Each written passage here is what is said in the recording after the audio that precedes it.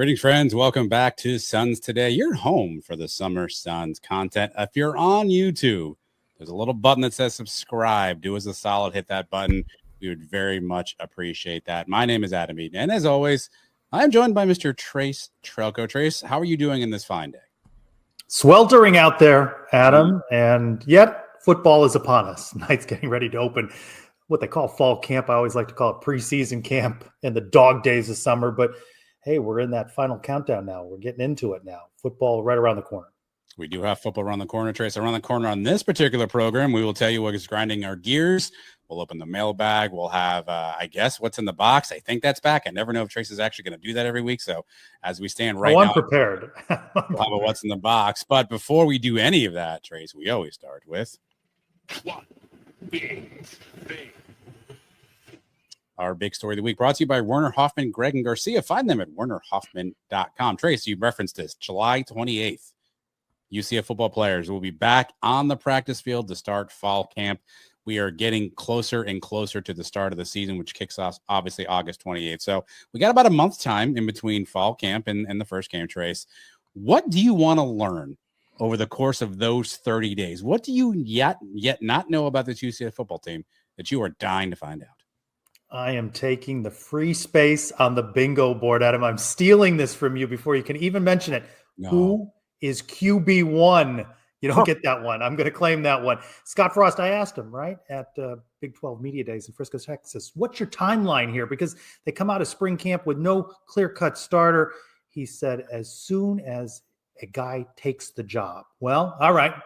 Preseason camp is getting underway. I need to hear who QB1 is. This doesn't need to drag out throughout camp. How long until you think the Knights make a decision on who's going to be quarterback? Well, I'm not saying it's Taven Jackson. I don't know who it's going to end up being. I just think it's important that that person be named sooner rather than later.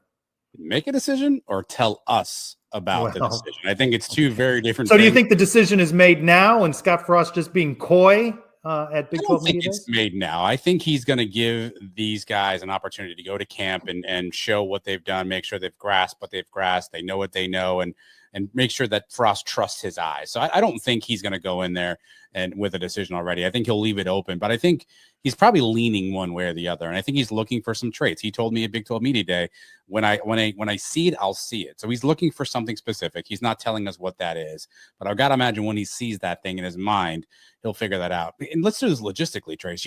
At some point, you have to start running a first-team offense. You have to start practicing play. You have to start making sure the cadence is correct from the snap. You have to start figuring out how to signal plays in. Don't forget, Frost has never used the coach helmet communication tool. He was not around. That was not around when he was in Nebraska. That's the first time he's using that as well. So they've got to get all that stuff ironed out. I don't think you can go up until that last game week without knowing who your starter is. I think he's going to have to figure it out at some point in time. I don't think he's going to tell us though anytime in the near future. All right. What about you? What's one on your mind? Well, let's back and forth. I've got at least two in the bag here. Here's what's one thing in my mind is I'm really thinking about position groups, right? I mean, quarterback was an obvious one. I would say the first thing I want to know, I will not know in these 30 days, which is how fast is this team going to gel together? How quickly can they be cohesive, right? How quickly can they be on the same page? Mental mistakes, penalties, how much is that going to be an issue? I won't know that until we play. So here's what I want to know, Trace. Who the heck is going to step up and be wide receiver one? Who are we going to lean on to be able to be that consistent pass catcher? And we're going to need a few of those guys, obviously, right? We can't just do with one, but what does that receiver core shake out to be? Day Farmer was factoring into this. He's injured out now. We bring in Chris Dormercant from the spring portal. He's got a lot of experience, but not at the FBS level. So what's going to happen here, Trace? I need to understand the receiving core a little bit. You can have all the quarterbacks in the world you want, but if they have no one to throw to, that's not going to be any good. So I'm interested to figure out, what does this receiving core shake out? Who are the players who kind of grab the reins and become kind of the top 2 and 3 receivers for this offense? Throw you another one. We've talked about it a time or two since the hire. What does Alex Grinch bring to UCF as a defensive coordinator? What are we going to see from the Knights? So they have to fly around. Do they have the talent? We think they look good along the defensive line. Where else might they look good? Could this be the strength of this team in 2025? Let's see more of this defense over the spring camp. The media availabilities won't be quite the same as they were during spring. Not as many video opportunities. And, of course, during that 10, 15 minutes, we don't see anything anyway. So we're really not going to know. But I'd like to hear more from the defensive players. about what they're getting from Alex Grinch as DC. Yeah, I'll actually stay on defense. This was one of the things I was thinking about is which unit, defense or offense, is going to kind of really carry this team this season, right? And if you think about it, defense is returning more players who have more experience in this UCF system, where the offense is completely new, but they're new systems across the board, right? So I don't know how to think about that. There's obviously more veterans on the defensive side of the ball, more names that we know. We had obviously opportunity to talk to a bunch of different people, and they feel very good about UCF's D line. But I was thinking about this, Trace, and I need you to fact check my thinking. As I was trying to figure out, okay, offense versus defense, what do we need and who's going to do what and where are we going to rely on things? I said to myself, all right, it's really going to be important for the defense to step up and make plays, because I really feel like this Frost offense, I trust Frost to score points. I trust Frost to his offense to put up points on the board. And so we're going to score. I just need the defense to stop. And then I thought for a second, do we really trust Scott Frost's offense? Has he earned that trust where we can just say, hey, his offense is going to put up points. He's going to be the guy to put up points. We don't have to worry about that. We have to stop people. And so check my thinking here. I think of Scott Frost as kind of an offensive guru type guy. Am I right or am I wrong? Am I off base in that, or does he kind of need to reprove that based on some of the things that took place in Nebraska? I got a lot of mileage out of 2017, but I've noticed in comments on social media, even in comments on our videos posted on Sons of UCF's YouTube channel from Nebraska fans, they're out there. I mentioned that they perhaps are UCF's biggest rival, that fan base, right? They talk about Scott Frost's offense working in Nebraska. There were other issues, coaching issues, close game losses, tactical mistakes, but they felt good about the offense. But does this talent match what he's achieved in previous stops and his previous stop at UCF? Does he have the talent to put up the points? This is a question we do not know the answer to, and I don't think he knows the answer.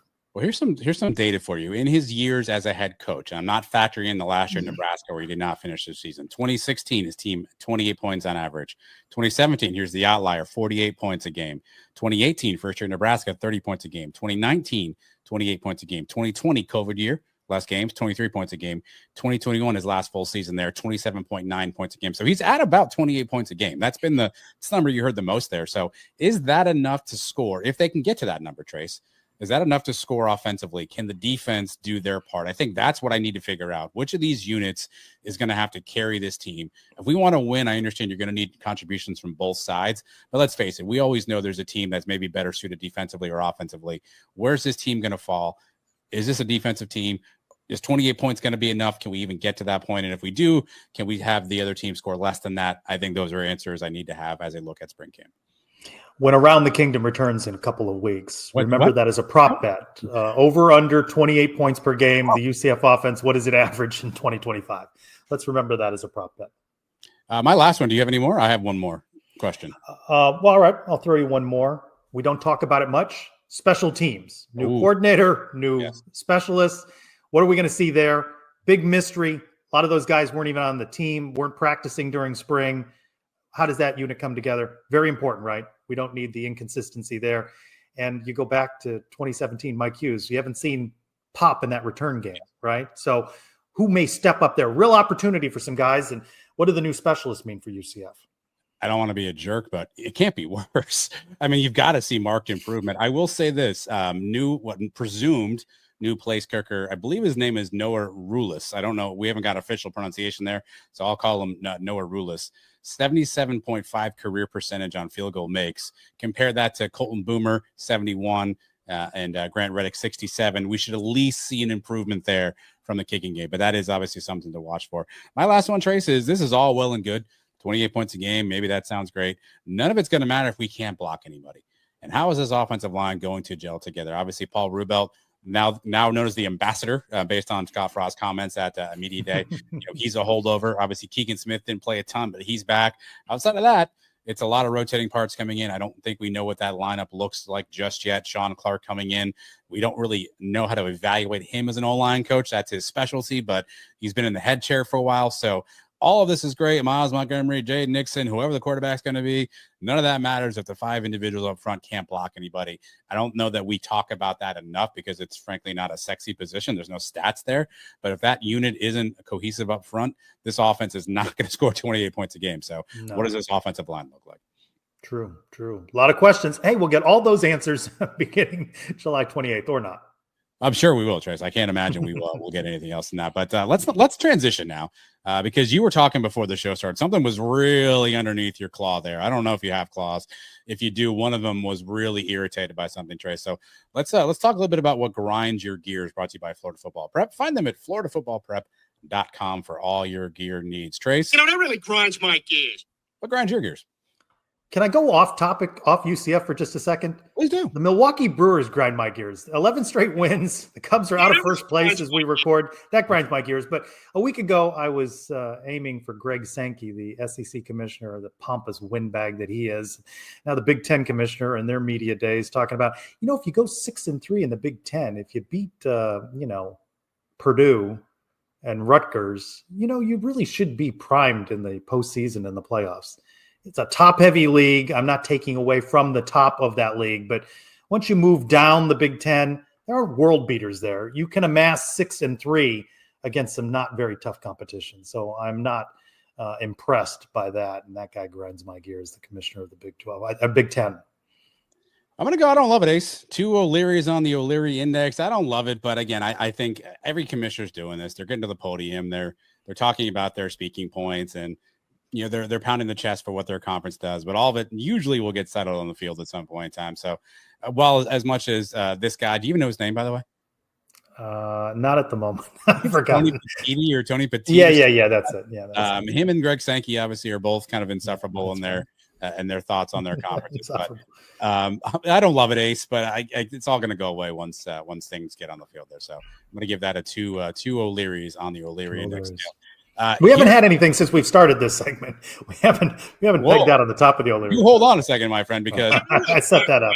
What's grinding my gears tonight is breaking news on Tuesday from Ross Dellinger, later confirmed by Pete Nakos and Stuart Mandel, that the CSC, the College Sports Commission, has now reversed course and said that payments from collectives will now be eligible, will now be okay. They will not count against the 20.5 salary cap, but it'll be considered as part of the NIL deal.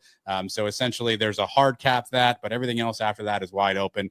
There's some confusion now tonight because the previous guidance wasn't about this. Now they've changed course 21 days into this new era of rev share. So now collectives are back. So Terry Mahadra, fire the kingdom back up, buddy, because we may need that around here.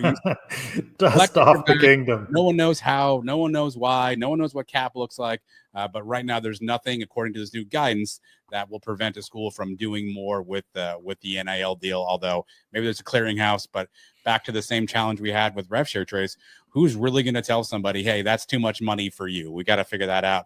I feel like that's probably some legal challenges, Trace. So the College Sports Commission, after 22 short days, has decided, we're all right with that rev share. And now we have new guidance, Trace. That is what's really, that really grinds my gears. Grinding my gears. I feel like if this doesn't get me to the top of this list, I don't know what's going to do it. You know what? I'm being generous.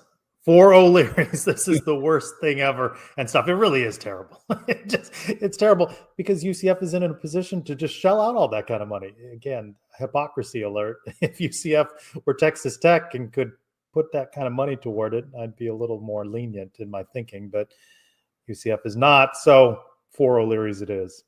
And the problem is nobody really knows what this means. Like there still isn't enough guidance yet. And again, imagine you make a brand new, you're a manager at your job, Trace, you're a leader, right? You come to your office staff and you say, guys, new rule in place. We're doing this. And 21 days later, you go, I was just kidding. We're not going to do that anymore. Let's do this instead. I mean, there's just absence of leadership across the board. No one knows what they're doing. And this continues to open the door for backdoor deals and the Texas Tech style. We're going to throw as much oil money as we can at these kids. And now some entity is going to say, no, you can't do that. That's going to end up in courtrooms again, which is exactly where I like my college athletics, in the courtroom, Trey. So this whole thing really, it really grinds my I'm going to give it 4 O'Leary's myself. I'm not allowed. You're awarding yourself O'Leary's. Yeah, my own, but I'm going to give it 4 O'Leary's. And I need to calm down, but luckily I can calm down, Trace, and we could do this.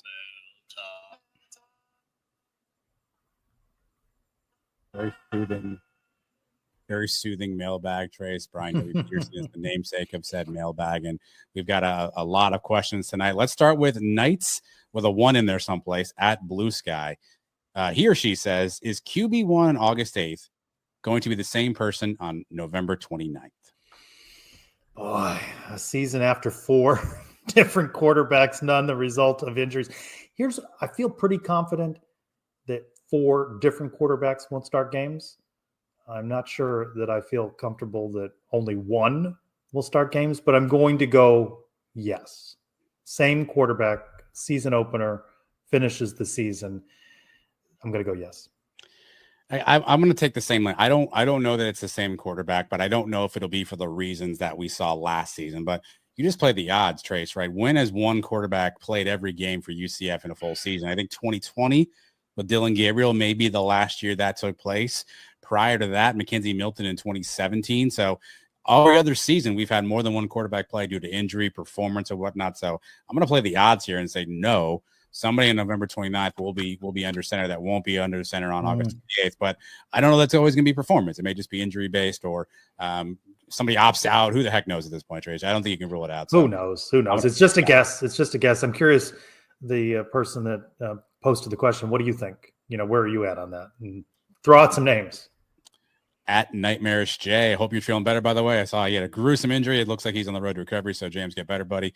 Which players finished the 2025 season as the obvious starter at their position? He's asking about quarterback 1, running back 1, top wide receiver, top tight end. Trace, which players finished the season as the obvious starter at those positions? So at quarterback, I think it's going to be Taven Jackson. I think there's a place for Ja'Carri Brown in the offense. I think we're going to see plenty of them and maybe different capacities. I'm still not sold on Cam Fancher being that obvious starter. I don't think that there's been anything that's indicated that. So I'm going to go with Taven Jackson. I'm going to agree with you. I'm going to agree with you on Taven Jackson. I do think you'll see some other guys play this year, but I think Taven Jackson will be the guy who essentially ascends and has the reins.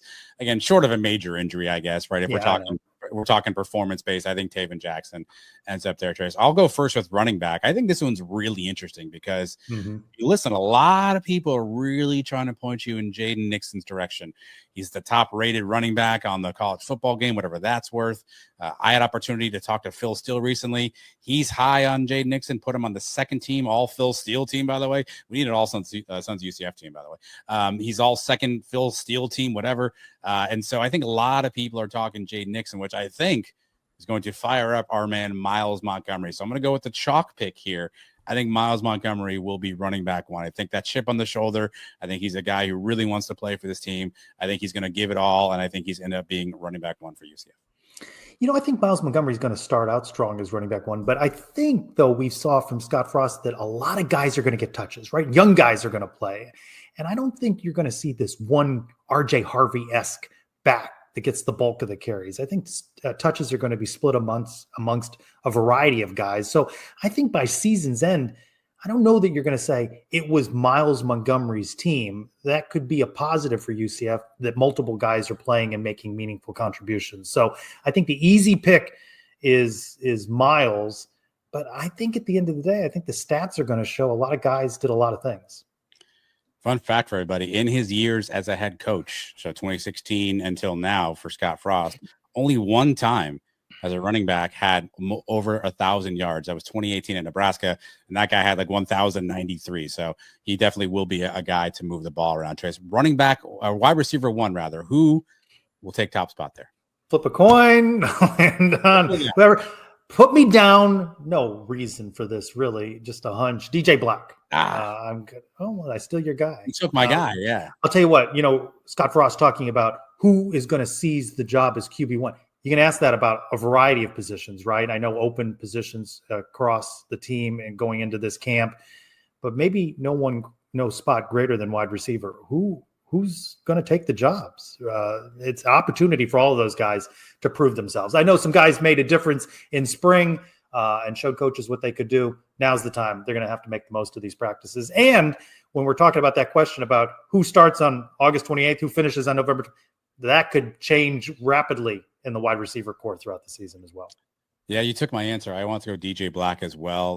The Limestone transfer. We had opportunity to hear from him during the spring practice session. An impressive young man. Definitely somebody who plays with that chip on the shoulder. I would have said maybe Day Farmer. Obviously, he's out for the season with injury. They just brought in Chris Domerkant from a bunch of different places, but he played it at South Carolina at one point in time. A bunch of different places. Has 121 career catches. That's the most of anybody on this roster. Again, not always at the top level. So give me DJ Black. I think Marcus Burke's another name people are talking about. He's got experience playing at Florida, 18 career catches. But I'm going to go DJ Black as well, just because that was who I picked and I wrote it down, and then you stole it from me, and that's okay. Tight end one. This one's an easy one for me. I think it's Kylan Fox. I think the kid's got a ton of talent, a ton of potential. I think you saw Gus and that staff try to put him at receiver, which probably tells you he's got the ability to play out wide if he needs to. So I'm going to go with him, Kylan Fox, as tight end one. We're so boring. I had Kylan Fox as well, but I've been big on him for a while. I've mentioned him before on the show. Put me down for Fox. Want to see what he does. I'd like to see more productivity out of the tight end position. So I think that's what we're going to see, is hopefully that return in the Scott Frost offense to a lot of weapons, right? So maybe you don't need superstars here. And again, as we said, all the guys that we think of as stars from previous UCF teams, they weren't stars initially. They became stars. So which of these guys become the stars of tomorrow? I think this is a new questioner, Trace, at the Bowman Bagley. Welcome to the fun, Bowman Bagley. What position group would you pick first if you had to pick positions for UCF in fantasy football? The options are quarterback, rushing, running backs, receiving, defense, special teams, or kicking. If you got first pick and you could pick one of those groups, Trace, what are you going with? It's tough right there. Put me down for the defense. I still feel better about that. I'm not on the anti-Alex Grinch as other people are. I'm giving him a clean slate with Scott Frost and this team. Let's see what he can produce. I feel best about the defensive line. So I'm going to go defense here. I think it's interesting. Kicking is listed separate of special teams. Shouldn't special teams have been the kicking? In fantasy points, sometimes you give up special teams touchdowns, blah, blah, blah, blah. I'm going to go running, rushing back, or quarterbacks. I assume maybe are included in that as well, too. I think obviously Scott Frost likes to run the football. I think you'll see a bunch of running backs. We talked already about two of them, but two young guys right behind them, I think that can also tote the rock. So give me the rushing stats if I'm doing fantasy football. At our good friend at 2 letters, 2 words, Trace. At this point, UCF is favored by 16.5 in the season opener. You going over or under? Putting the house on this one, Adam. Not my house. Lay the points. Go over 28 for the offense. 41-13. That's going to take advantage of Jacksonville State. Big home opening win. Man, if I learned anything last year, Trace, it's not to count my chickens before. Wait, what do you count? What gets hatched? I don't know what to do there. I until I see what this team is at. Jacksonville State is not a pushover. They had a good season. They lost everybody. They're under turmoil as well too. So opening games, we've always wanted to come out and say we're going to clobber some teams, and we've struggled a bunch in opening games the last couple of years as well. So I don't think we're in danger of losing this one. But if you told me we took this one, 35, 27, I wouldn't be shocked. So I'm going to take the under right now, and I hope I'm wrong. What would you feel better about, by the way, a 35-27 win or a 10-6 win? What would make you feel better? I mean, I'll channel my inner late Cossack advisor. I don't care, just win, but I would like to see some production, right? So give me the 35 points, because that at least tells me offensively my questions are answered. If it's 10-6, then I know the defense is carrying this team this year and we got major problems. So I'd rather at least have some offensive points on the board. Our good buddy Mario at Lonely Bee UCF. How much money should the Big 12 ask the peasants to pay for a life raft to a real conference? Off the heels of Memphis allegedly offering $200 or $250 million and a whole bunch of other perks if they were allowed to join the Big 12. I don't think that got to a vote. I think the Big 12 president said thanks, but no thanks, Trey. So how much money should people have to pay to get in the Big 12? $250? Is that the starting rate? Boy, it's such a mistake. I mean, this is how desperate Memphis is. Are they, by the way, that unattractive a program that initial reports indicate the Big 12 not that interested in that? That can't be good for our friends over in Tampa either. Yeah, they didn't take a vote. It wasn't like they went to they didn't even get to a vote. They were just like, nah, we're not even talking about that. How many more schools does the Big 12 need? Back when the schools were doing the presentations, UCF was in that mix, right? I always felt like these conferences, these big conferences, they knew everything they needed to know, right? Conferences like this, they know who moves the needle. They are in, conversations with ESPN, Fox, and the others. They know who draw eyeballs. They know who, have dollar donors and all of that. there's got to be reasons that they don't want Memphis. They don't want the Tampa school, right? They just don't move the needle. Now with realignment as it is and all of these schools changing conferences, it does give opportunity for these leagues. But boy, Memphis looks desperate, and that can't help the Cows. Well, what are those reasons? At CatVeege1 wants to know. Obviously, Memphis got turned down so bad, even though they made an SMU-like offer. Why? Why would the Big 12 presidents? Why would Brett Yormark not even consider Memphis? What does it bring? I mean, we talk about the basketball, but the basketball isn't what it used to be, right? Yeah. Football is what? I mean, what's the standout sport? What moves the needle? Memphis isn't a big TV market. I understand that there aren't big TV markets in the Big 12. Manhattan, Kansas, not a big TV market, but a big 12 program. Just doesn't move the needle. I mean, they are not being swayed by this. By the way, when you are offering up $200 million, $250 million, divide that by 16 schools. How much is that? I understand UCF would take a couple more $1 million, certainly, but is it really a lot when you're feeding that many? Well, I think the answer is in the question, right? The fact that Memphis knows they have to offer $250 million in this sweetheart deal, which allows the Big 12 to have kicked them out in 5 years if it wasn't working out, shows you that Memphis realizes that they need to do something, right? So I think they're telling you what their value is, that they have to be that desperate. I think there's a couple things to think about here. One, the basketball team, I guess, had some sanctions coming up. I'm not sure if that causes some strife there. Two, I don't know about the media market size, if that makes sense. Three, now you're at an odd number of teams. Then you need to bring an 18th team in there. And four, if anything we've learned with college athletics, I think I appreciate Brett Yormark kind of playing the long game here, because what if the ACC implodes in 2 years and Florida State's mad at the conference and wants out again, and all of a sudden the schools in that league you'd want more than Memphis? Absolutely. So I think Brett Yormark says we're not desperate for a 17th and 18th team. If it happens to be that it's the right schools, we will think about that. But to take Memphis now, only then to have opportunities come up later and go, well, crap, if we take in Memphis, now we have these issues. So I just think it was change for the sake of change. I don't think that's what needed to happen. At Dr. Snap and Pop, when and if all the renderings come to life for years to come, what are you most excited about, Trace? The walkway, the new look Roth Tower, or the Recovery Lazy Creek? I don't like the name of the Recovery Lazy Creek. The Lazy River. That is going to be a signature in that athletics village. That is your opening panoramic shot on the TV networks. That is what people will be buzzing about. Certainly less important in the ages of paying players, but a signature element for UCF. What was it called? Cove gating or something along those lines. No one else will have it. That is going to be a UCF thing where the world vacations and watches its football games on a life raft. Are they still doing that though? Like, is initially it was a fan centric. You got to make it fan centric. It can't just be. Is it not just for recovery? Like, I don't. You got to make it fan centric. The Roth Tower is great, but again, I think you're going to have a certain level of income to even be in that area. I think the walkway could be interesting. It feels like the most boring answer. But when you think about some of these really prestigious traditional schools, right, they all have that walk, that thing that they do. I'm not sure if this is how the team's going to get into the stadium, but right now we just charge out the middle of the damn thing there, and there's nothing but hedges, and Shaq is playing on the stage behind as well as happening. So maybe there's a way to kind of reimagine kind of that night walk and make it something more memorable. So give me walkway there. He also, by the way, or she wants to see seat expansion to have more fans. No. At DFalk_23, he says, we don't have to bash anybody here, but we've talked to a lot of people. Who's provided the most memorable interview for you over the years, Trace Struggo? So many. I will say, certainly, the speaking with Dante Culpepper after he had not been in the public eye for quite a while, that was pretty memorable. I enjoyed, because he was certainly a big part of my time at UCF, Jay Bergman, who we hadn't heard from in a very long time. So those are memorable interviews. Personally, Jake Hescock's parents joining us on Sons of UCF Live, that was tough for me emotionally, because I had spoken to his mom a good bit off camera, and Otis Anderson's mom, having had an opportunity to speak with her. Those were more emotional conversations, and all of those stay with me.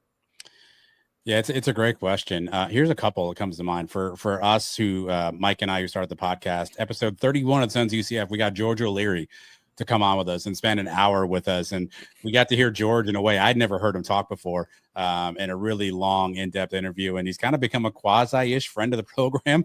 At times we can text him and he'll respond back to us, which is just wild to think about that. Sometimes let's not overstate that he always texts back. That I have a phone with his phone number in it just drives me. I can't believe that took place. I agree in the Dante piece as well. That was a big one for us. I'm going to go with another angle though. The way I have to answer this question though is we've had some interviews that are on the air. We've had some interviews that are off the air, Trace. Probably no more entertaining person to talk to than Manny Messinger. Anytime you get a chance to talk to Manny, nothing is more entertaining and memorable than having some time with Manny. We recorded an interview with Manny that is out there, that's available. Trace and I talked to Manny a couple years ago at the golf tournament that was not recorded, and both of those conversations have never left my brain. So Manny Messinger is just he's a fun time to talk to when and if anyone ever gets the chance. Trace at Charge On Sports wants to know, for fun, if the Big 12 had a mascot like the American now does with that silly looking eagle thing, what would the Big 12 mascot be? This will come as no surprise to you as we hung out at Big 12 Media Days in Frisco, Texas. I'm fascinated by the mascots. Yes. And I am not anti the Americans mascot. I like that he's sports specific, so I'm big on that. I don't have a particular idea for mascot, but I'm not anti mascot by any means. So I don't have a specific in mind for the oddly named Big 12 with 16 schools, but I'm not anti the Eagle. I don't think that's helping the American. Was on the cusp of being in the Power Six, so now I don't know what they are. American. Yeah. I'm not an artist. I'm not an America. artist by any stretch, but my thought process on a Big 12 mascot is basically just the facial profile of Burt Reynolds and Smokey and the Bandit. Big cowboy hat, big thick mustache, maybe smoking a pipe, maybe with a little bandana. Marlboro Man-esque. Yes, that appears to me to be, when I think Big 12, for some reason I think Burt Reynolds and Smokey and the Bandit. So I'm not sure that that's a family friendly. It's not as friendly as the Eagle, who looks like he's done a ton of sit-ups and push-ups because he's got a very good physique walking around the American Conference on his chest. But give me Burt Reynolds as the Big 12 representative. I like that. That's a good one. I like it. Smokey and the Bandit from Kansas City to Manhattan. Driving on the open road. The mailbag has ended, Trace, which can only mean one thing. It's now time to find out what's in the box. Our friends at Alumni Hall are the ones bringing this to you. Find them at 4100 North Alafaya Trail, online at alumnihall.com. Trace, school is starting soon. Get your gear. You need gear. You need gear at the stadium. You need to get there, get the gear. Do what you do. Alumni Hall. I have more questions than we may have shows. I know you do. Of Suns today. Yeah. This is it. This is this week's question. That's it. Okay. This isn't this week's question. There we go. I like this. Be kind, Adam. Oh, you like being on the asking. It's much easier on that end. I'm not gonna lie to you. It's much easier on that side. What's the first word? Rapid fire. You like rapid fire. What's the first word that comes to mind to describe me? You're pausing. No pausing. I'm just trying to think of the word I want to use here. I would say you are very methodical. You're methodical. Methodical. Yes. Well, that's sort of boring. Methodical. Yeah, you're very methodical. That's the best word you've got. You have the way you do things. You have the way you like to do things. You're just very much. The wheel's always turning. The wheel's always turning. I'll tell you while we have time, story time with Adam. Everybody gather around. Earlier, before we recorded the show, my wife said to me, "Hey, are you guys recording the show tonight?" And I said, "Yeah, we're gonna do the show." And she's, "Oh, cool. What time?" It's like, "Yeah, I don't know yet." And she was like, you don't know? I was like, "Yeah, I don't know." She's like, "Well, why don't you ask Chris?" I said, "You can't do that." I said, "He's at work right now. He's got a lot of things going on. He'll just tell me he's busy. Like, he'll tell me when he's ready. When he's ready, he'll send me a text and say he's ready." And that's methodical traits. When you're ready, you're going to tell me you're ready. You have your methods. You have your thought process. You have your way of doing things. Me texting you at 6 saying, "Hey, what time's the show?" was only going to get me still at work. I don't know. So it wasn't going to get me an answer. Well, that's true. So it was true. Exactly. I just knew that I had to wait. Yeah. You're going to be methodical in your approach, and you're going to tell me what time we were going to be recording tonight, which ended up being like 40 minutes after we said we were going to record. But that's not on you. That's on us for sitting around here talking like a bunch of schoolgirls. Now, how does I don't know that I like it, Ace. wrong segment. Now, this is what's interesting about this is what question are you answering? A word to describe you? Or are you answering a word to describe me? Or can I give you the word I would use to describe me is authentic. Authentic. A friend of mine said that listening and watching the shows is just like hanging out at a brewery watching a game with me. So I take that as a great compliment. Okay. I think professional would be the word I would use to describe myself. Not methodical, but I can see it. I don't think it's fun, but I can be fun. All right. Well, now I get to turn the tables on you. And now you were thinking I'm going to ask you for me, but I'm not. So I've got a name for you. So same concept. Rapid fire. I'm going to give you a name. Whoa. You have to turn it around this segment. There we go. The person is Terry Mahadra.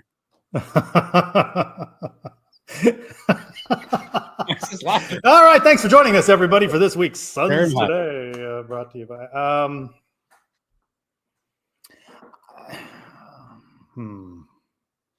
I do find him to be real. Agree. Warts and all. And I've said that to you before, that when we've interviewed him, and I know sometimes people, they feel stressed watching him to make a point, but that's the same way as talking to him. Yes. You talked about wheels turning. His wheels are turning. You see him in these press availabilities, that long pause he gave at the Waldorf Astoria a few weeks back at Big 12 spring meetings where he was thinking through the question. He wasn't quite prepared. He wanted to think through. I find him to be real. And maybe he, like others, are phonies when you're not around him, but I find him to be real. I find conversations with him on mic and off mic to be the same. Curious guy, asks questions.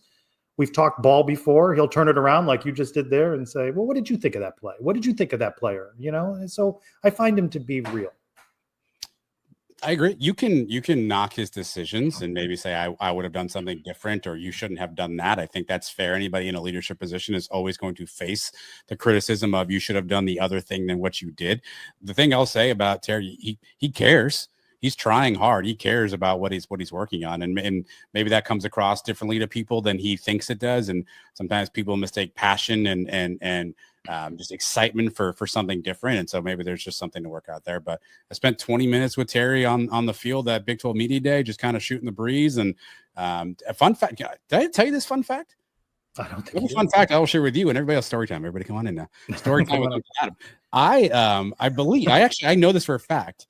We were there the day that the news broke about Scott Frost and the alleged comment about don't take the wrong job. I'm the one who broke that news to Terry Mahadra. I said to him, oh yeah, a lot going on, that Frost comment. He said, what Frost comment? What Frost? I said, oh, you haven't heard. And he was like, no, what are you talking about? With the phone out and show it up to him. And he goes, oh.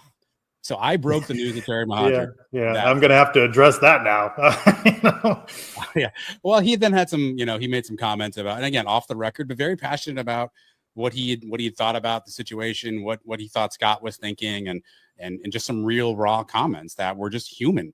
Like, yes, I know he's the athletic director and he's got a big job, but he had a human response to this that I won't share, but it was human in the sense of like, Scott, he knows what he went through and his human response was there. So fun fact, I broke that news to Terry Mahadra. So take that. I'm not here to defend Terry Mahadra. We've interviewed him. We'll talk about him again in future shows, possibly staying longer once a contract and the ink is dried on that at some point. Well, what do you want in an AD? I think that contrast between him and Danny White is two different styles, right? Danny is buttoned up. There's a professionalism to him. And you're not going to see Danny White raving and ranting on the sideline over a blown coverage or a bad call by the refs. And you're going to see that passion from Terry Mahadra. That is not to say that Danny White is not passionate, but you're going to see it more viscerally from Terry Mahadra. So what do you want in an AD? And of course, it all depends on wins and losses and successes. And remember, the budget is bigger than it has ever been for UCF Athletics. I'm not defending Terry Mahadra, but there are successes to be noted during his tenure. And it was an evolution from Danny White's era. But if you've got those two guys back to back, you've got two completely different styles of human. But both not infallible, right? Actually, at Big 12 Media Day, talking to a member of the media, we were talking about Terry and Danny, and this person shared with me that Danny recently got some hot water because he went out and said, hey, we should just make these kids employees. and his own commissioner, Greg Sankey, got to a point. He was like, I know some people are making offhanded comments, but that's not how we're doing things here, right? So Danny is also not infallible, and I'm sure there are things that he has done as well too. So, but I'm glad we had a chance to go through this. I'm glad we had a chance to go through the methodical nature of Tres Choco on this particular What's in the Box. That will wrap our show for this week, though. We appreciate you all for tuning in. Again, we want to get to 2,000 subs on YouTube. If you do us a solid and just hit the subscribe button, that'd be fantastic. Tell a friend or 2 or 7. We would not hate you if you did that as well. So do that for us if you could. Make sure you're also subscribed to the audio feature. It's all this great stuff we do here on the video, also available in audio without having to stare at us, which actually may be better. So make sure you subscribe wherever you get your downloadable content. For Tres Choco, I'm Adam Eaton. Everybody have a fantastic week. Take care of yourselves and each other, and go Knights. Charge on.